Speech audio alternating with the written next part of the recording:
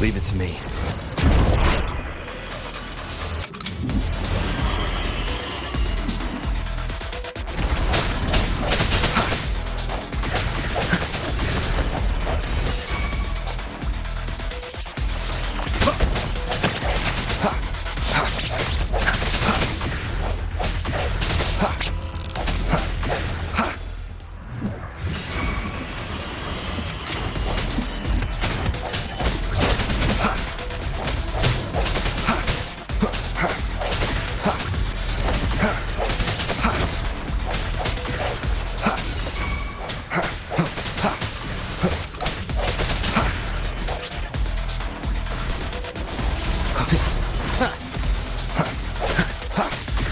Leave it to me.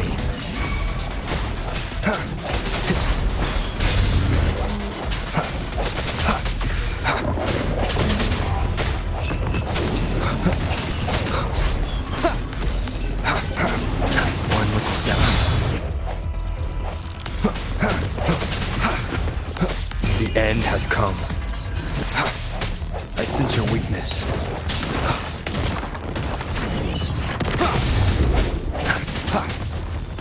Strike from the shadows. One with the sounds. Let me be your blade.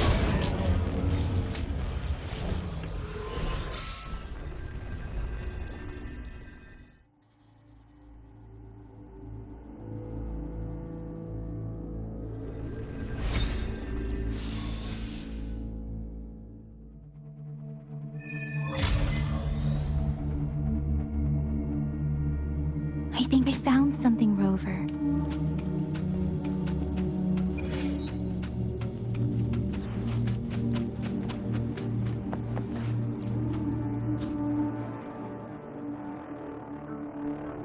Watch out!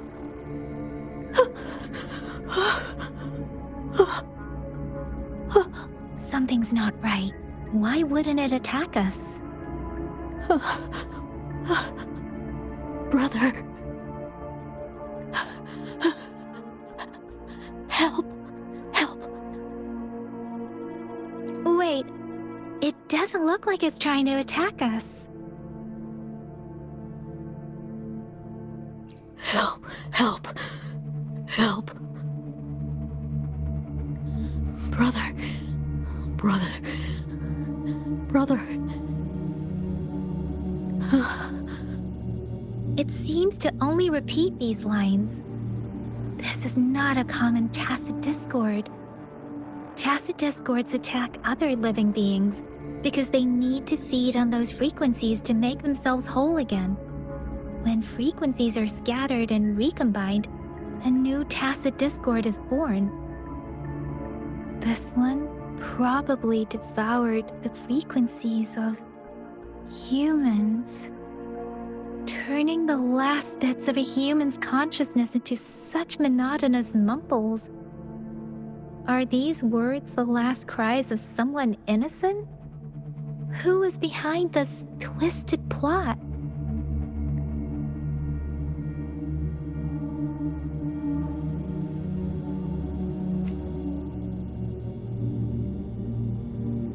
I'm sorry. No, that's beyond my ability. I just sensed some complex feelings from it. A mixture of deep sadness and eager anticipation. Rover, I think I know what's going on here. It seems to be begging for help, but it's not asking us to help it. I can sense the pained cries of this Tacet Discord. No, the cries of this whole village. The village is crying, waiting for rescue. Something truly awful must have happened here, and the victims' reverberations still linger. Based on the evidence we've found and the condition of these ruins, that didn't happen all too long ago. I can still feel it in the streams. Perhaps the Tacet Field has kept this village from being discovered. Or maybe someone has been intentionally concealing it.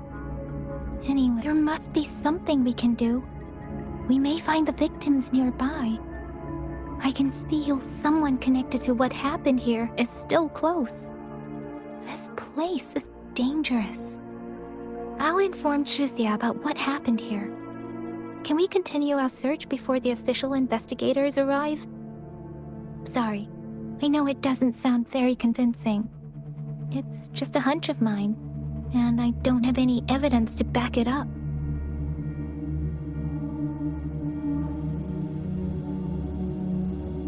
Thank you, Rover. Please stay vigilant.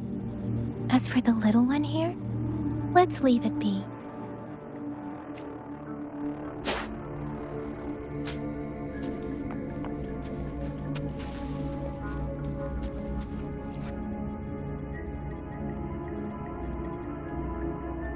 The area is a mess, but it doesn't look like a war zone.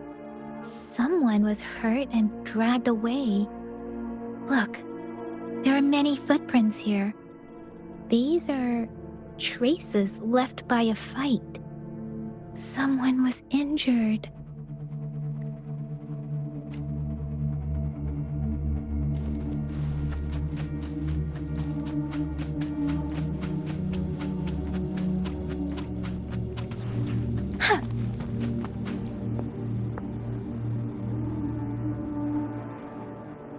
Ritualistic wooden plaques.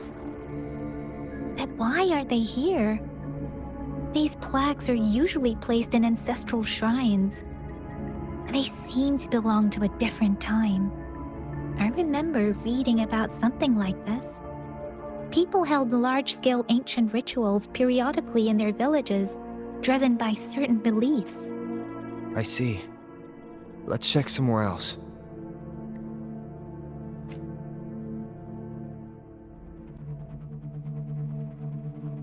These cards. I see. The Fraxidus is likely behind it all. The Fraxidus?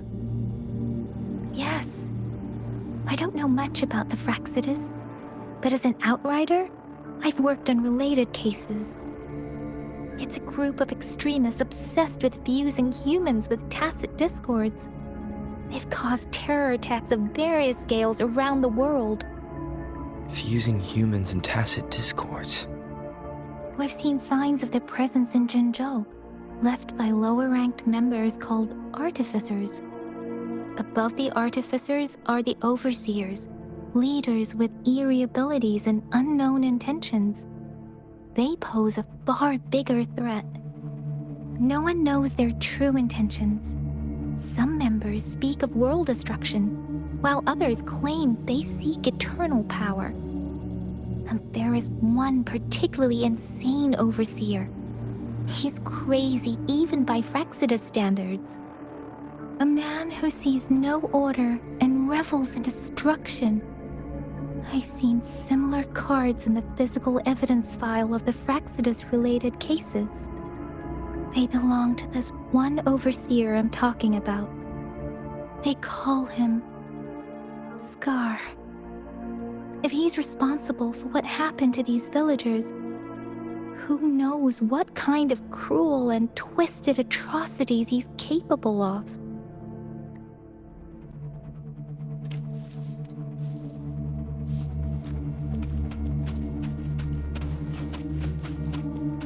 Speeding up.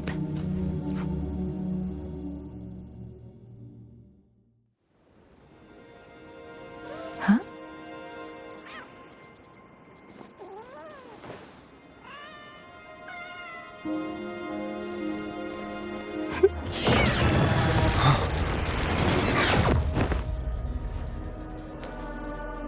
Guess you won't need my self-introduction. Oh, I spent so much time on it.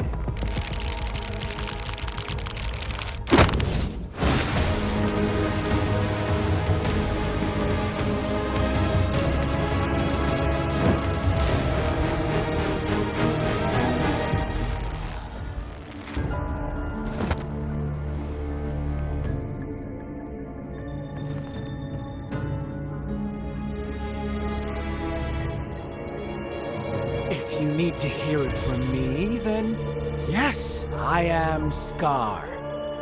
Cruel and twisted maniac.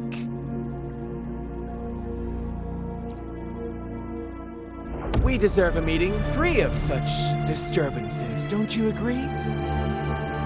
The girl, she's gonna sway your judgment.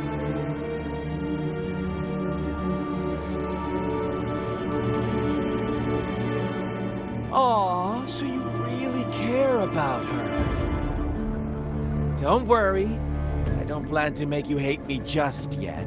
She is safe now. Well, let's just enjoy our time together for the moment. Forget about that irrelevant person, will you? I have a lot to share with you. To begin with, I heard you've lost your memories.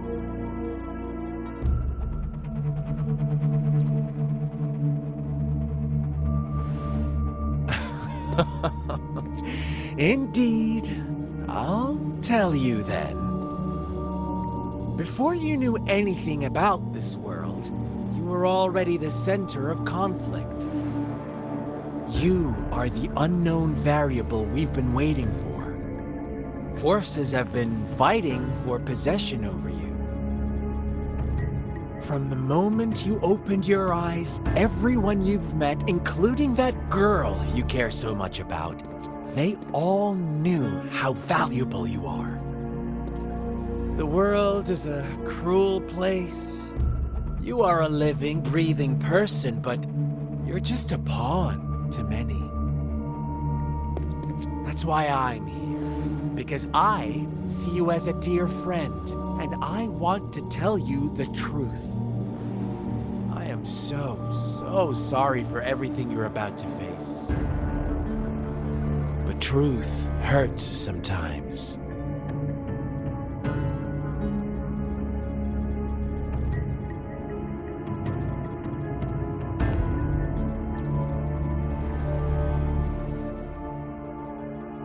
You could say I'm looking forward to your choice. My goal is simple. I just want to deepen our mutual understanding, nothing more. Come on. Observe the surroundings a little more and tell me what you see. As you learn more about this world, your true desires will surface, and our little game will become even more entertaining. And before that, I don't want anyone to disturb my precious alone time with you. That's all.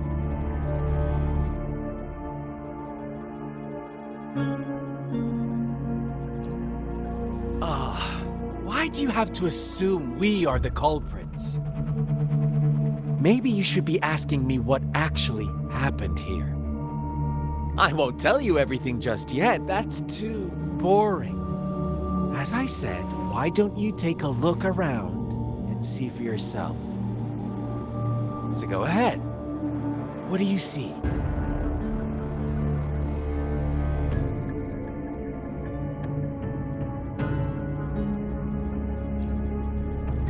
Bravo! Didn't think you'd catch on to that. Now, what is the conclusion you've drawn?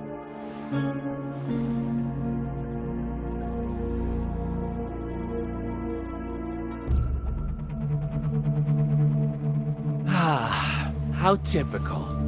The age-old tale of savage wolves and helpless lambs. Good and evil as clear as day. It's a tired story that people cling to in their mundane lives. Oh, how it keeps them in check. But let me ask you this. Do you truly believe the real world can be that simple? Let me give you a couple more tips. The truth is far more complicated than you think. First, who are the players in our tale? An innocent girl, a revered leader, and a flock of simple villagers. Next, what makes up our main plot? False devotion, fleeting kindness, collective deceit, senseless killings, and the one vulnerable soul pushed onto a path of destruction by the masses. Now, Rover, the story is yours to spin. I'm eager to hear your version after you've learned more.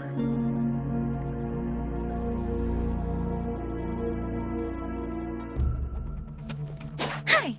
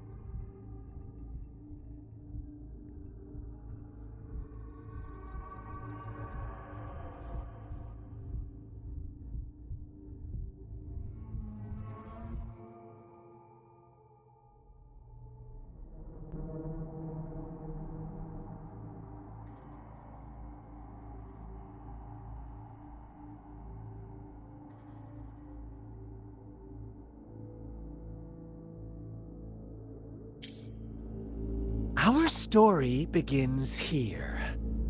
Once upon a time, in a peaceful village, lived a flock of carefree lambs.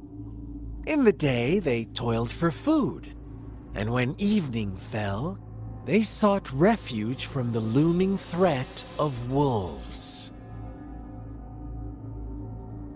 Fables, stories told and retold through the ages. The ancient art of conveying hidden truths through fiction. But they always draw from real life, don't they? The same story gets told by many, and each person brings their own spin, their own focus.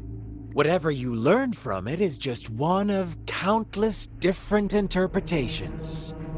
Like us now. Caught in a carefully crafted plotline, a scheme I had no hand in. This village marks the beginning of my story with Jinzhou. So that magistrate led you here to meet me. Such a clever move on her part.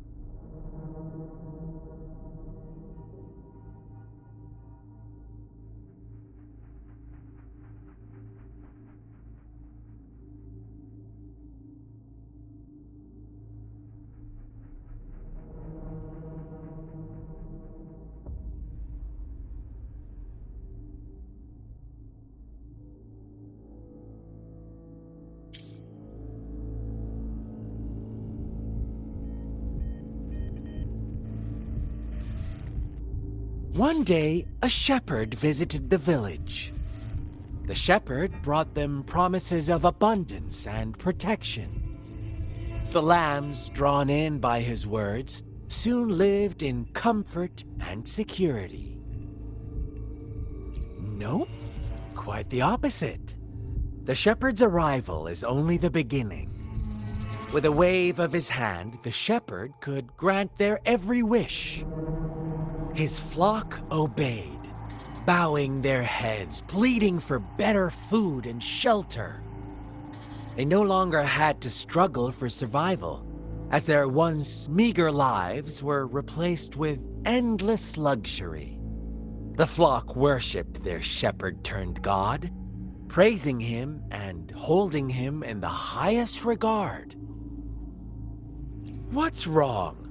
Does my story make you uncomfortable? Imagine you were one of those lambs, facing irresistible temptation and pressure from your peers. Wouldn't you bow down and beg for food from your master?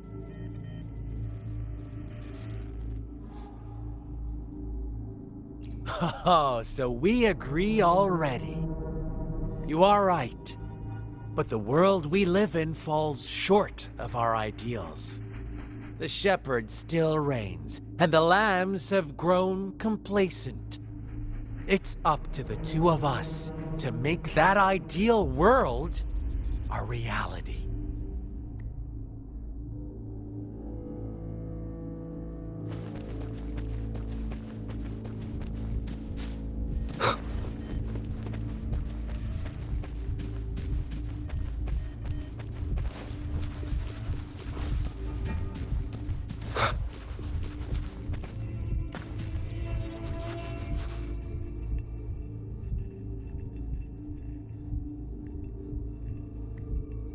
The lambs reveled in endless bonfire parties, celebrating their new god every night, except the one little black lamb.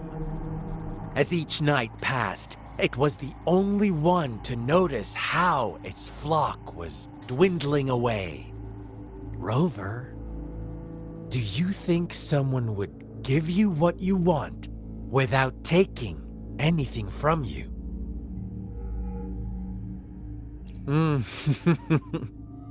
I once believed that too. Thought as long as I paid a high enough price, I could get my desired outcome. But true equality is scarce, always has been. The world was never a fair place, wouldn't you agree? To receive equal retribution, one must give more and more. And when every wish comes with a hefty price, people weigh their options carefully. When they can make someone else bear the price, they all rush to make more wishes. They don't consider they too may one day pay for another's selfish desire. Funny, isn't it?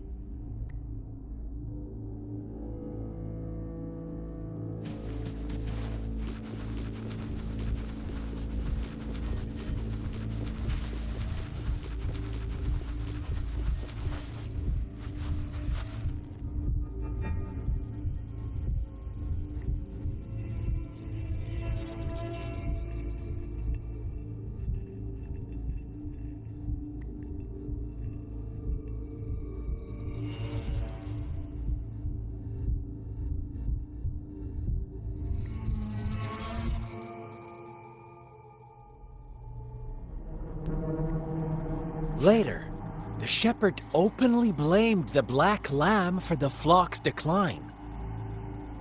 On the next day, the white lambs welcomed the rising sun as usual, but the black lamb was nowhere to be found.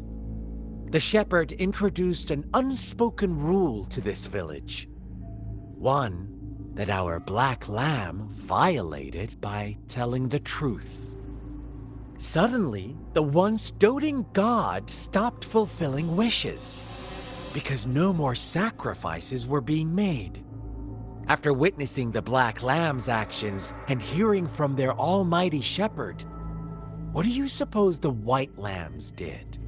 Ah, those oblivious lambs. Little did they know the most fearsome demon was right under their noses.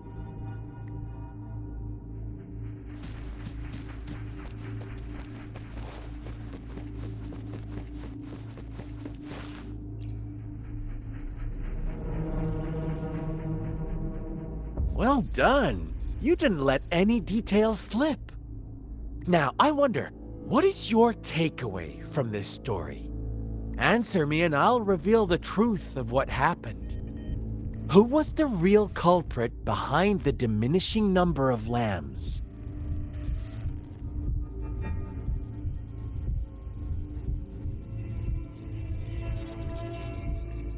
Indeed, the direct culprit was the shepherd. He held all the power, fulfilling wishes at a price. The lambs knew the risks, yet succumbed to temptation.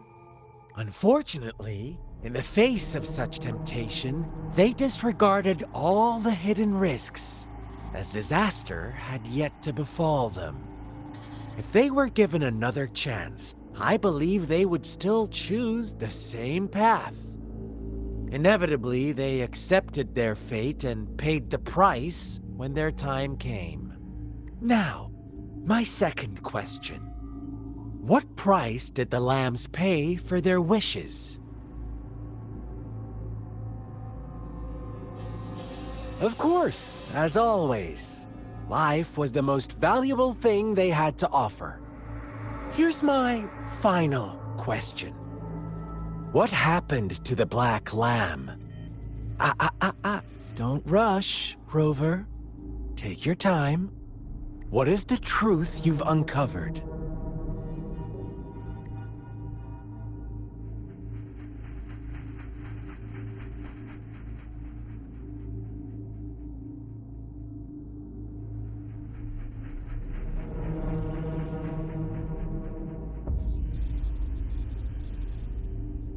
The shepherd was granting wishes by sacrificing the lives of lambs. The flock found out the truth, but chose to be his accomplices, and they willingly offered the black lamb as another sacrifice. That's right!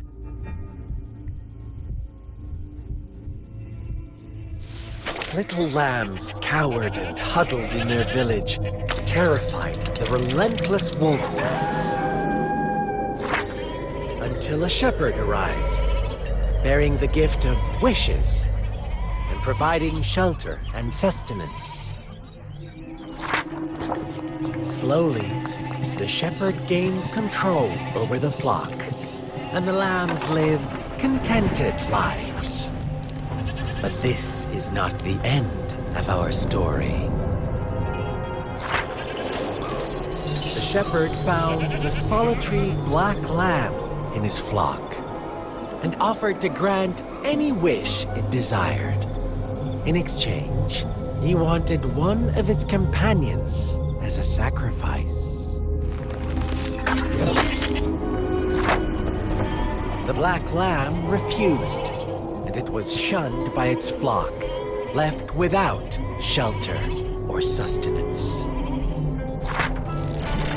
After the black lamb's exile, more lambs continued to vanish. The shepherd then blamed the black lamb for breaking the rules. He withheld his wish-granting power as punishment.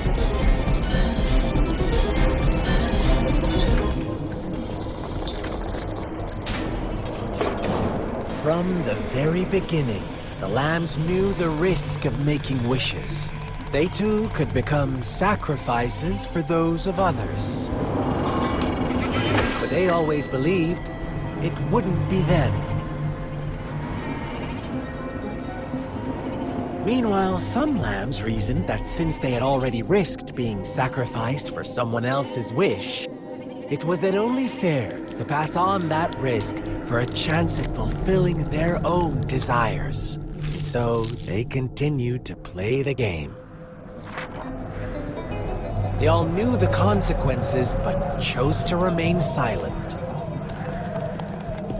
Fearful, yet greedy, they followed the shepherd's orders and made wishes again and again, until one day, a brave black lamb spoke up, shattering the flock's facade, their illusion of a peaceful and happy life.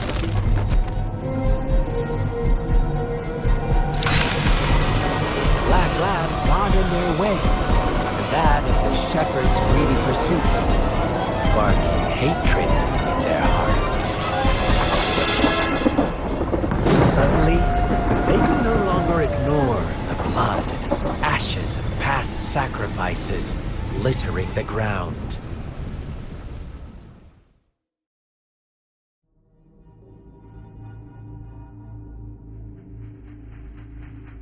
How do you like my story, Rover? What really happened here? I suppose you already have it figured out? The black lamb who rebelled against the rules, and the white lambs who succumbed to their greed. The innocent maiden sacrificed, and the villagers who turned on each other in a ruthless frenzy. They had it coming. All the shepherd had to do was execute the rebel. That's how he kept the flock in check and maintained the status quo. Fun answer, but no. Not even close. I was never the shepherd. Never will be. You and I, we are the black lamb. The one who breaks the rules.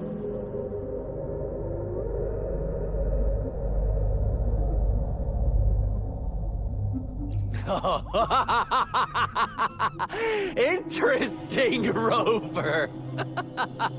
I'm liking you more and more. Well then, let's see if this black lamb is going to end up like you say.